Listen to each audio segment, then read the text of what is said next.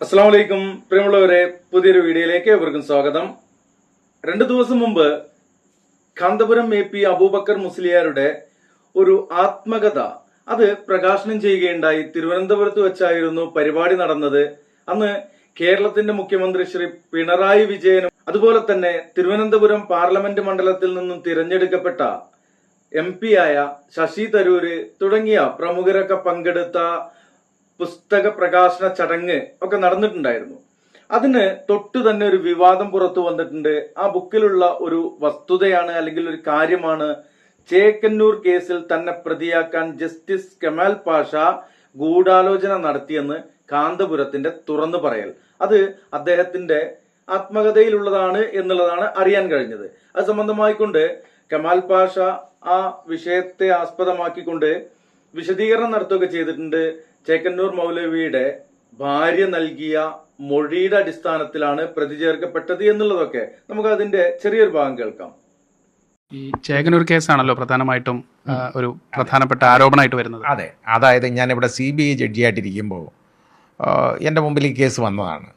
അപ്പോൾ ആ കേസ് അങ്ങ് വന്നു കഴിഞ്ഞപ്പോൾ അതിൽ ചേകന്നൂരിൻ്റെ ഭാര്യ, അത് കൊലക്കേസാണ് വന്നേക്കുന്നത്. അന്ന് അത് ചേകന്നൂരിൻ്റെ ഭാര്യ അതിലൊന്നാം സാക്ഷിയാണ്, അവരുടെ പേര് ഞാൻ മറന്നുപോയി.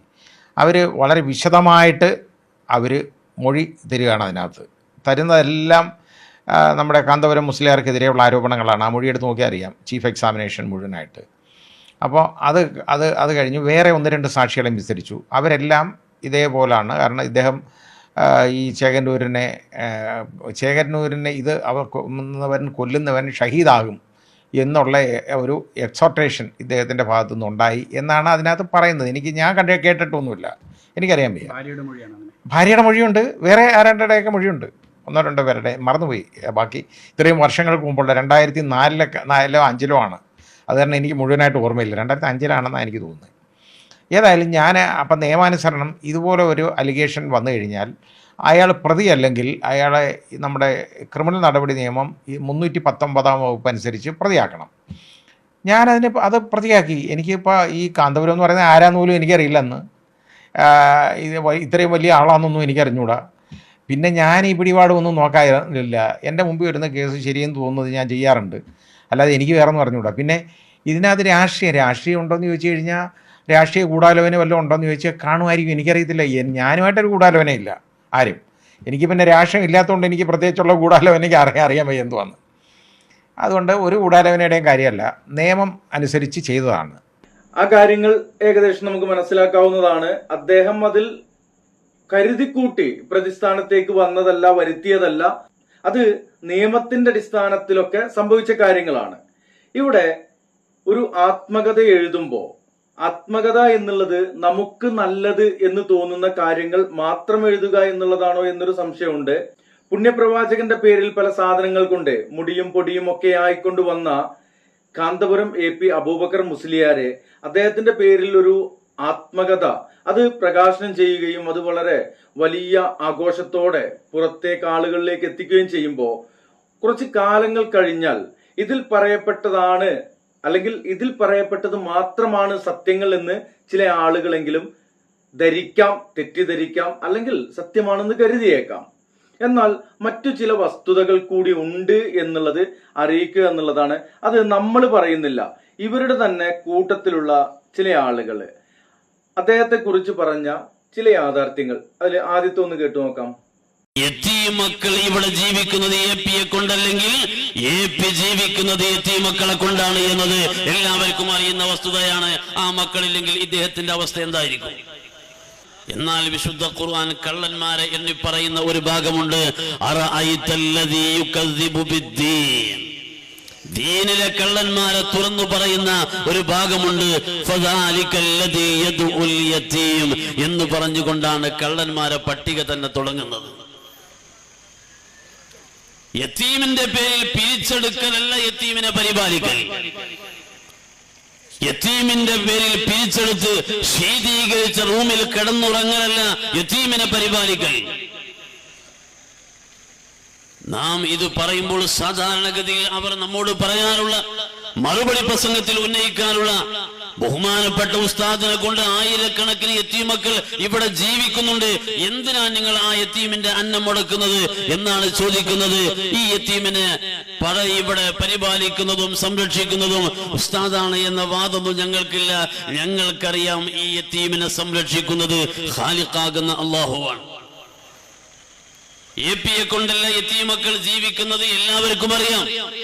പക്ഷേ അള്ളാഹുവിനെ അറിയുന്ന ഒരു സത്യമുണ്ട്, ഔലിയാക്കൾക്ക് അറിയുന്ന സത്യമുണ്ട്, ലോകത്ത് ചരിത്ര ബോധമുള്ള എല്ലാവർക്കും അറിയുന്ന ഒരു സത്യമുണ്ട്. യത്തീമക്കൾ ഇവിടെ ജീവിക്കുന്നത് APയെ കൊണ്ടല്ലെങ്കിൽ AP ജീവിക്കുന്നത് യത്തീമക്കളെ കൊണ്ടാണ് എന്നത് എല്ലാവർക്കും അറിയുന്ന വസ്തുതയാണ്. ആ മക്കളില്ലെങ്കിൽ ഇദ്ദേഹത്തിന്റെ അവസ്ഥ എന്തായിരിക്കും? ആ മക്കളില്ലെങ്കിൽ ഇദ്ദേഹത്തിന്റെ അവസ്ഥ എന്തായിരിക്കും?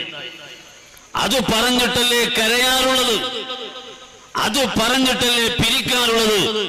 ആ പാവം മക്കളെ കാണിച്ചു കൊടുത്തിട്ട് സ്കൂൾ മുറ്റത്തേക്ക് കടന്നു വന്ന വാപ്പയുള്ള മക്കളെ ഫോട്ടോ വരെ പിടിച്ചിട്ട് യത്തീം മക്കളാണ് എന്ന് അറബികൾക്ക് മുമ്പിൽ നിങ്ങൾ ഫോട്ടോ കാണിച്ചു കൊടുത്തിട്ടില്ലേ?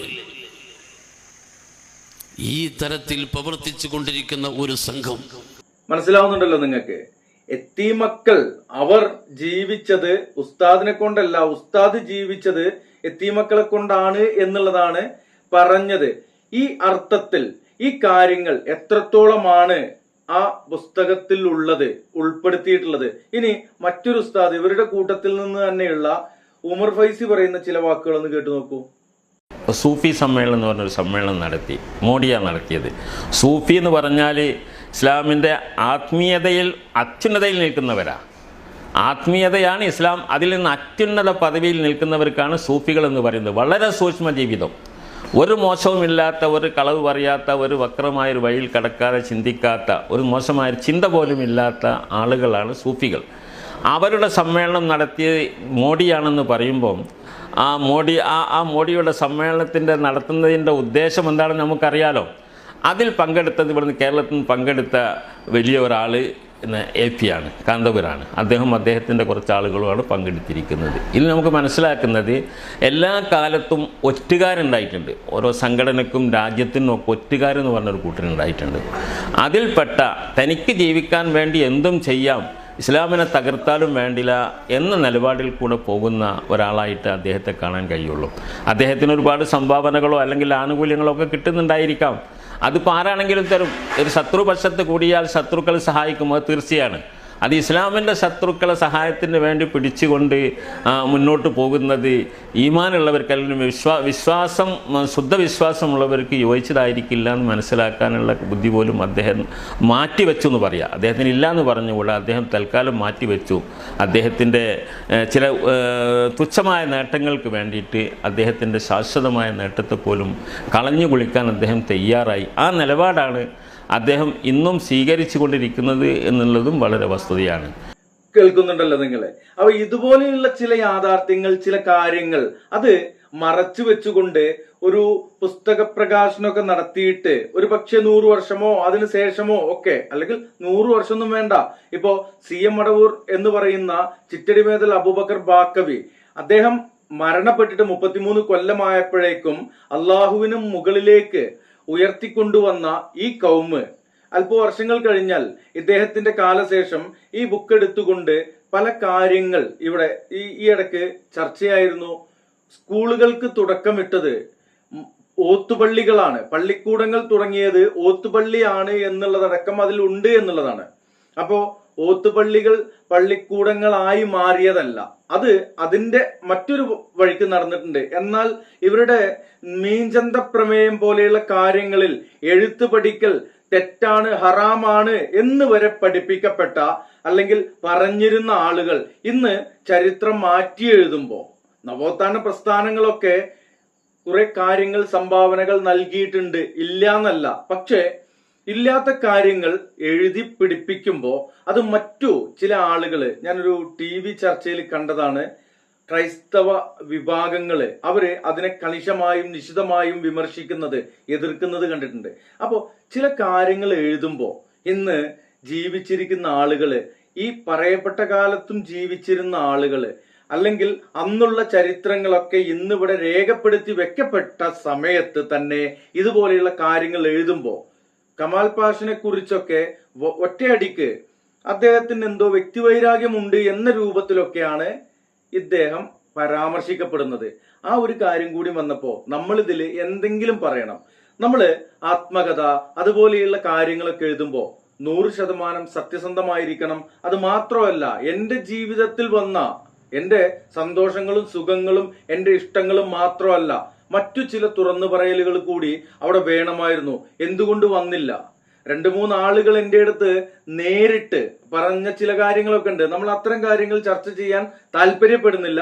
എന്നിരുന്നാൽ പോലും ഇപ്പോ ഇവിടെ 2 ഉസ്താദുമാർ പറഞ്ഞ വിഷയം അത് എത്രത്തോളം സത്യസന്ധമാണ് എന്നുള്ളത് ഒരുവിധം ആളുകൾക്കെല്ലാം അറിയാവുന്ന കാര്യമാണ്. പിന്നെ മുടി, പൊടി, ചട്ടി, പുതപ്പ് പോലെയുള്ള കാര്യങ്ങൾ ഇതൊക്കെ കൊണ്ട് തന്നെ അത് സത്യമാണെങ്കിൽ എന്തുകൊണ്ട് അതിന്നും പുറത്തേക്ക് കൊണ്ടുവരുന്നില്ല?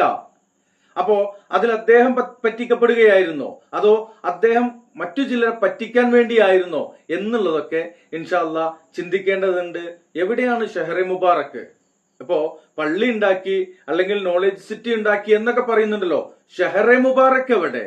ചോദിക്കുന്നില്ല ഈ കൗമ്. അവർക്കത് ചോദിക്കാൻ അറിയില്ല എന്നുള്ളതാണ്. ഏതായാലും ഇത്രത്തോളം പറഞ്ഞത്, ചില കാര്യങ്ങൾ വരുമ്പോ അതിന്റെ യാഥാർത്ഥ്യം അത് വ്യക്തമായ കാഴ്ചപ്പാടിൽ നിന്നുകൊണ്ട് പറയുക എന്നൊരു ഉദ്ദേശത്തിലായിരുന്നു. വിഷമം നേരിടുന്ന ആളുകളൊക്കെ ഉണ്ടാവും. നിങ്ങൾ തുടങ്ങിക്കോളൂ കമന്റ് ചെയ്യല്. എന്നാലും നമുക്ക് പറയാനുള്ളത് പറയാതിരിക്കാൻ കഴിയില്ല എന്ന കാര്യം വെച്ചുകൊണ്ടാണ് ദയവ് ചെയ്ത് ക്ഷമിക്കാൻ കഴിയാത്തവര് സഹിക്കുകയേ നിവൃത്തിയുള്ളൂ എന്നുള്ളതാണ്. ഇതൊരു അഹങ്കാരത്തിന്റെ വാക്കൊന്നുമല്ല. നമുക്ക് പറയാൻ കഴിയുന്ന കാലത്തോളം നാവരിയുന്നത് വരെ അത് പറഞ്ഞുകൊണ്ടേ ഇരിക്കുക എന്നുള്ളതാണ്. ഇൻഷാ അല്ലാഹ് വീഡിയോ വൈൻഡപ്പ് ചെയ്യുന്നു. അസ്സലാമു അലൈക്കും വറഹ്മത്തുള്ളാഹി.